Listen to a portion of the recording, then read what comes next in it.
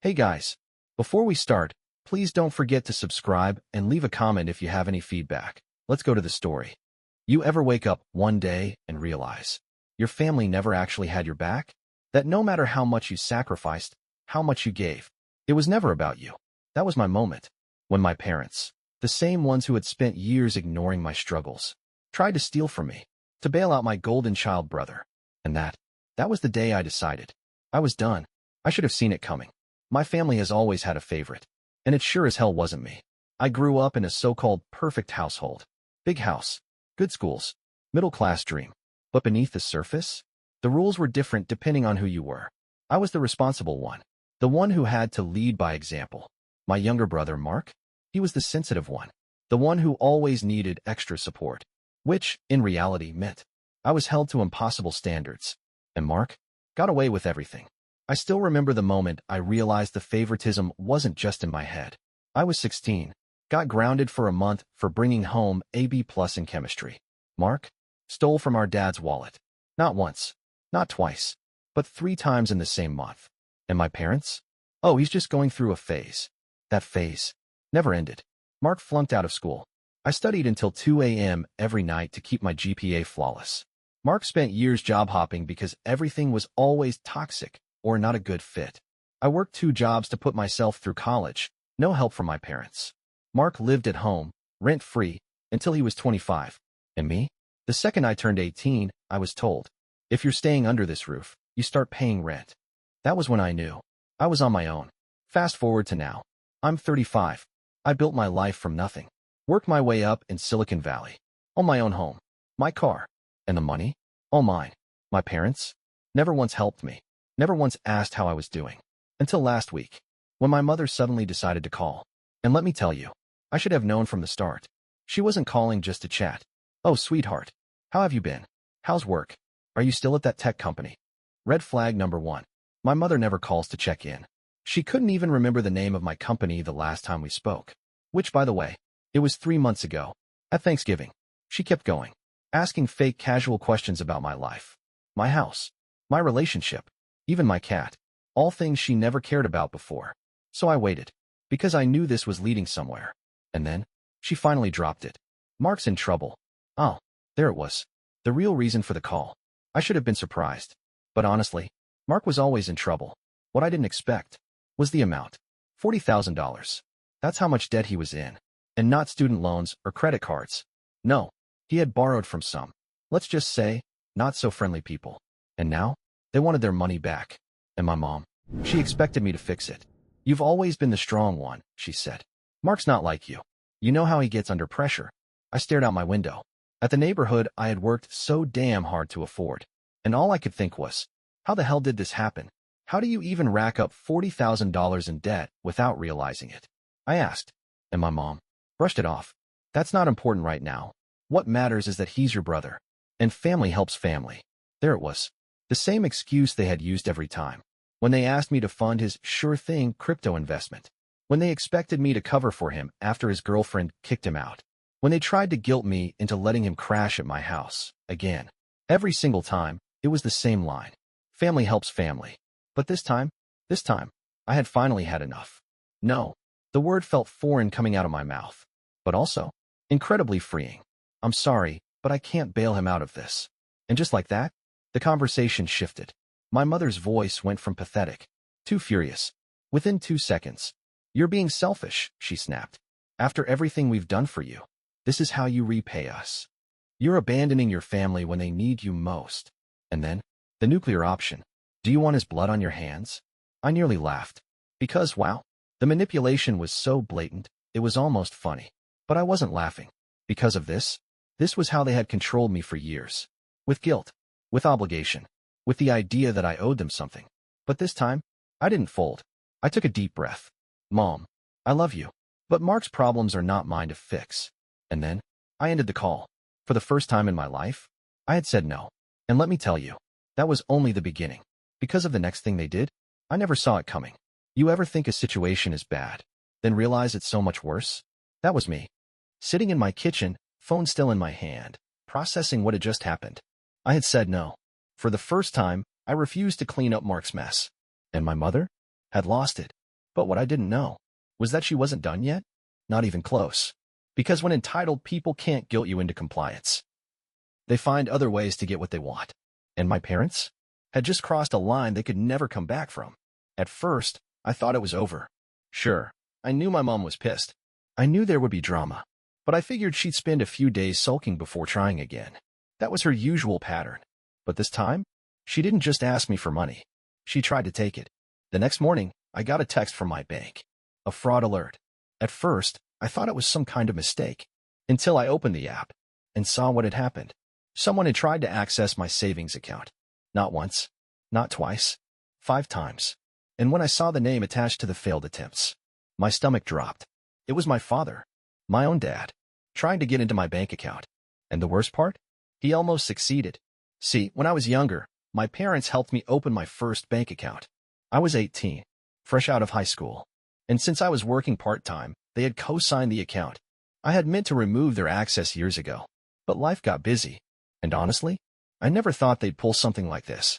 But now they were actively trying to drain my savings. To bail out Mark. Without even asking me. I immediately called my bank. They froze the account. Lock out any external access. I made an appointment to remove my parents entirely. But the damage? It was done. Because this wasn't just about money. This was betrayal. This was proof that they didn't just see me as their son. They saw me as a financial backup plan. A safety net. A piggy bank they could crack open when they needed. And when I refused, they tried to force it. And that was my breaking point. I didn't wait. I called my mother. She answered on the second ring, her voice still icy from our last conversation. Oh, so you finally came to your senses? I didn't bother with small talk. Why did Dad try to get into my bank account? Silence. For the first time, she didn't have a quick response. Then, finally, I don't know what you're talking about. Liar. Don't do that. I snapped. I got the fraud alerts. I know he tried to get into my savings. Asterisk. We were just, she started, then stopped herself. Took a breath. And then, in the most casual, infuriating voice I had ever heard. We were just going to borrow a little. Just until things settled down. I laughed. Because wow. Just, wow. The way she said it. Like it was nothing. Like it was completely normal to try and steal thousands of dollars from your own child. Like I should be fine with it. And in that moment, I knew. This wasn't salvageable. This wasn't fixable. This wasn't family. This was theft. So, let me get this straight. You ask me for money. I say no. And your solution? Is to just take it anyway? It's not like that, she said quickly. Then what is it like? I shot back. Because from where I'm standing, you and Dad just tried to rob me. Oh, stop being dramatic, she scoffed. It's not like we were stealing. We were going to put it back. That's not how theft works. She sighed heavily, as if I was the one being unreasonable. Mark needs help, and you have more than enough to give. Why are you being so selfish? And that was it. That was the moment I felt every last shred of obligation disappear. Not once did she apologize. Not once did she acknowledge the betrayal. To her, this wasn't a big deal. This was just me not cooperating. And that was the final nail in the coffin. I'm done, Mom, I said, voice cold. Done with what? She asked, feigning innocence. Done with all of this. Done with you. Done with Dad. Done with Mark. I'm done being treated like a damn ATM. Sweetheart, you don't mean that. No, I said, steady, firm, certain. I do. And you're about to find out how much I mean it. And then, I hung up, and I blocked her number. And my father's. And Mark's. And every single family member who had guilt-tripped me into taking responsibility for a grown man's failures. And for the first time in my entire life, I was free. Or so I thought. Because of the next thing they did, it was worse than I ever could have imagined. And this time, they weren't just coming for my money. They were coming for everything. You ever think you've hit the worst of it? Only for life to slap you with a, oh, you thought that was bad? Hold my beer. That's what happened next.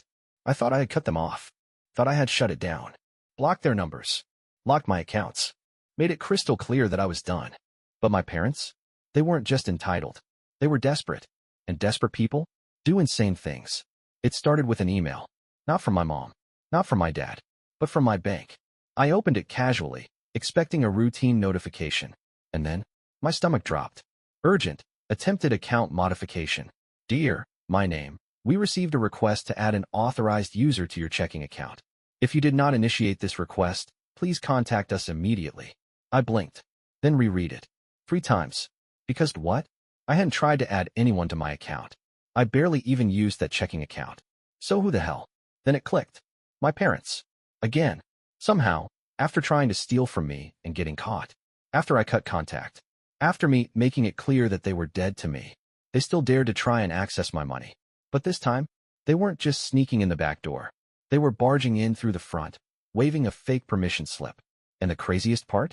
They almost got away with it. I called my bank immediately. The rep pulled up my account. And what she told me made my blood run cold. Yes, we received a request this morning from a Mr. and Mrs. last name to add themselves as authorized users. They provided identification and a document with your signature. I sat up straight. What document? She hesitated. A signed authorization form. It appears to be from you. Oh, hell no.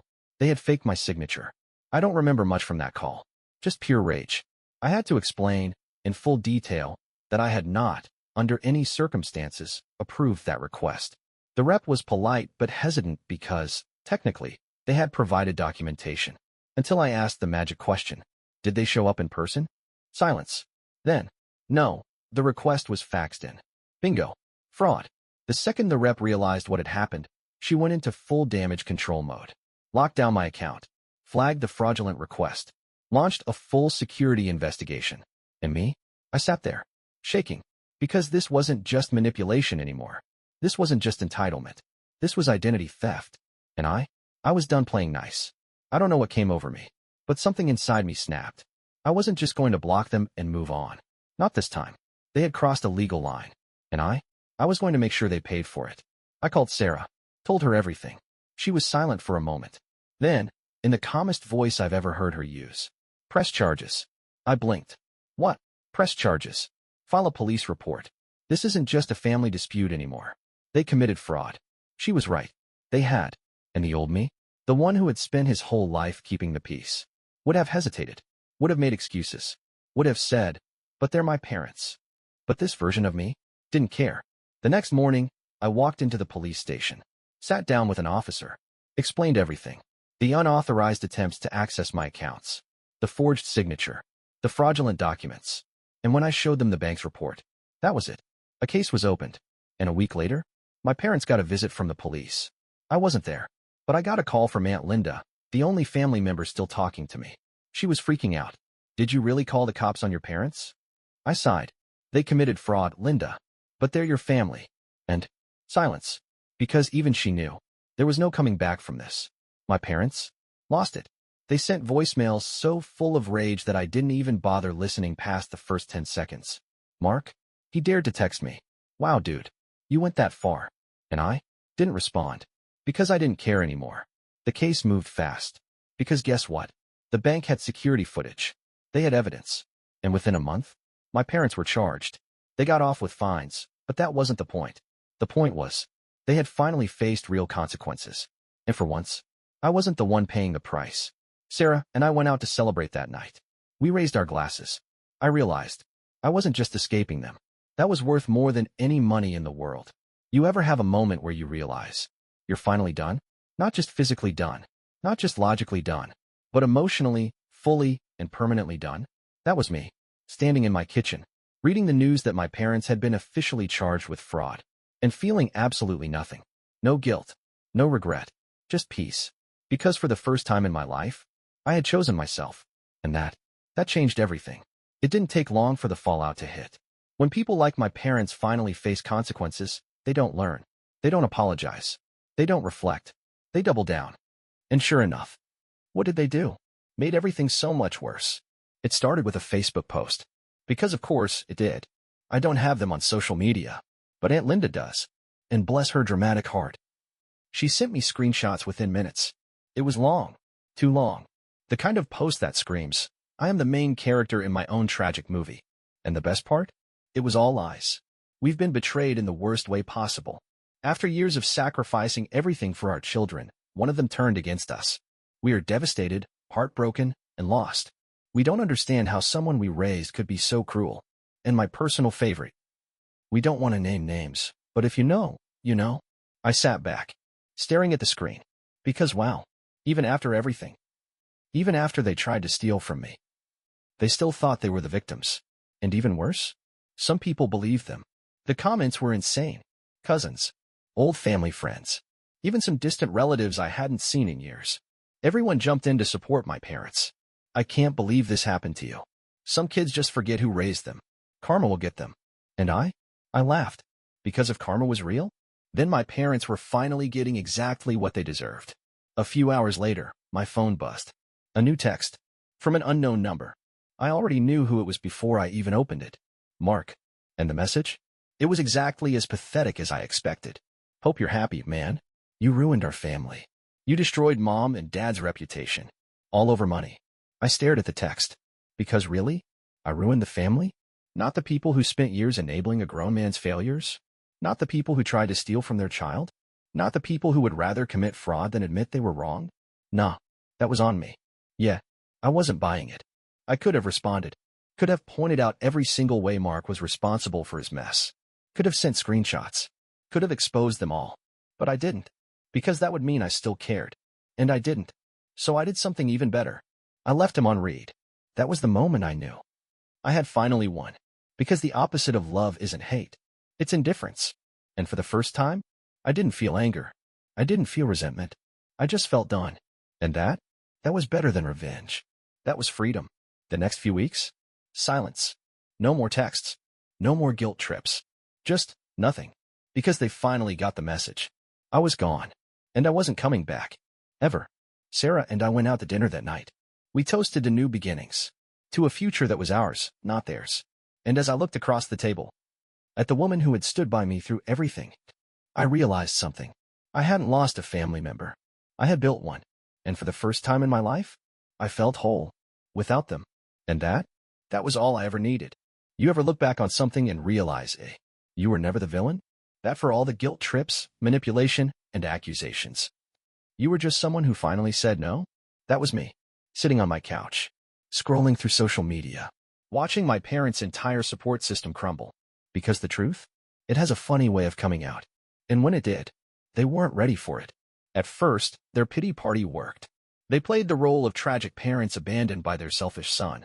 Milking sympathy. Gaining support. Relying on the same enablers who had always taken their side. But here's the thing about entitled people. They always push too far. And my parents? They overplayed their hand. It started with a GoFundMe. Yes, you read that right. A GoFundMe. For themselves. We never thought we'd be in this situation, but due to recent betrayals, we're struggling financially. We just need a little help to get back on our feet. Every dollar counts. I nearly choked on my coffee. Because wow, even after everything, they still expected strangers to bail them out. And the best part? They made one huge mistake. They lied about why they were broke. And it took exactly 2 days for someone to expose them. It was Aunt Linda, the one person in the family who still had a functioning brain. And when she saw the GoFundMe, she lost it. She went off in the comments. Are you serious? You're struggling because you committed fraud. You stole from your son and got caught. Stop lying to people.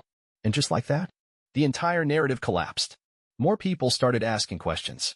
The pity comments turned into confusion. Then skepticism. Then outrage. Family members started messaging me. Not to guilt trip me. Not to take their side. But to apologize. Because now, they finally saw the truth. My mom tried damage control. Tried deleting comments. Tried changing the GoFundMe description. Tried playing the victim even harder. But it was too late. Because once you lose credibility, once people realize you're a fraud, you don't get it back. And for the first time, they were facing real consequences. Not just from me, but from everyone. A week later, the GoFundMe was shut down. Donations? Barely a few $100s. Nowhere near what they needed. And suddenly, all those people who had defended them, who had shamed me for walking away, were silent. Because they finally understood what I had known my whole life. My parents were users. And now, they had nothing left to take. I thought that was the end of it. That they would finally accept reality. But no. Because when entitled people lose their safety net, they lash out. And my parents had one last trick up their sleeve. It came in the form of a letter. Not a call. Not a text. An actual, certified letter was delivered to my house. And the moment I saw it, I knew. This wasn't an apology. This wasn't them trying to make things right. This was their final act of desperation. And when do I open it? I wasn't disappointed. You have left us no choice. Since you refused to help your family in our time of need, we are seeking legal action. We demand financial compensation for everything we have given you over the years. If you do not comply, we will take this matter to court. I stared at the paper. Then I burst out laughing. Because really? Were they suing me? For what? Existing? Sarah walked in, raising an eyebrow. What's so funny? I handed her the letter. She skimmed it, then rolled her eyes. They're bluffing. I know. You gonna respond? Nope. Because of this? This was their last pathetic attempt at control. And I wasn't playing their game anymore. I didn't reply, didn't acknowledge it, didn't even bother showing it to a lawyer. Because I knew the truth. They had no case. They had no power. And most importantly, they had no access to me anymore. A few weeks later, nothing happened. No lawsuit. No legal action. Just more silence. Because deep down, they knew. They had lost. And I had finally won. That night, I sat outside with Sarah, watching the stars, enjoying the calm. And for the first time, I didn't feel anger. I didn't feel bitterness. I just felt free. And that was all I ever wanted. Have you ever watched someone self-destruct in real time? Not just stumble, not just struggle, but completely fall apart. Because they finally ran out of people to manipulate? That's what happened next. My parents had burned every bridge, lost every supporter. And now, they were completely alone. And for the first time, that was their problem, not mine. After the fake lawsuit threat fizzled out, I expected them to go silent, to finally accept reality, to just disappear from my life. But they didn't. Because of entitled people, they don't admit defeat. They just look for another way to win. And my parents still had one last move to play. It started with a voicemail from an unknown number. I don't answer calls I don't recognize. But curiosity got the best of me. So I played it. And the moment I heard the voice, I nearly threw my phone. It was Mark. Hey, listen, man. I know things have been rough between us. I snorted. Rough? Sure, let's call attempted identity theft and fraud rough. But he kept going. I think we should talk. You know, just us. No parents. No drama. Just brothers. I raised an eyebrow. Because of that? That was new. Mark never reached out. Not unless he wanted something. And sure enough. I know you probably don't care, but I lost my job. In my apartment. Things had been really hard. There it was. The real reason for the call. I almost laughed. Because of course, Mark was spiraling. He had spent his whole life coasting on handouts. He lived in his little bubble, where someone else always paid the bill. And now, that safety net was gone. And for the first time, he was facing real consequences. And instead of learning from it, he was calling me. Because in his mind, I was still the backup plan. Still the responsible one. Still, he was the person who cleaned up his messes. But this time, I wasn't picking up the pieces. I deleted the voicemail. Didn't respond. Didn't even think about it. Because Mark was just like our parents. A user. A taker. And I was done being taken from. Days passed. Then a week. Then two. And slowly, I started realizing something. Something that should have been obvious. My life? It was better without them. I had spent years trapped in their cycle. Stressing over their problems. Filling the role of the responsible one. Giving more than I ever got back. But now my mind was clear. Now I was happier. Now I could breathe. Because I wasn't their son anymore. I wasn't their safety net. I was just me. And for the first time, that was enough.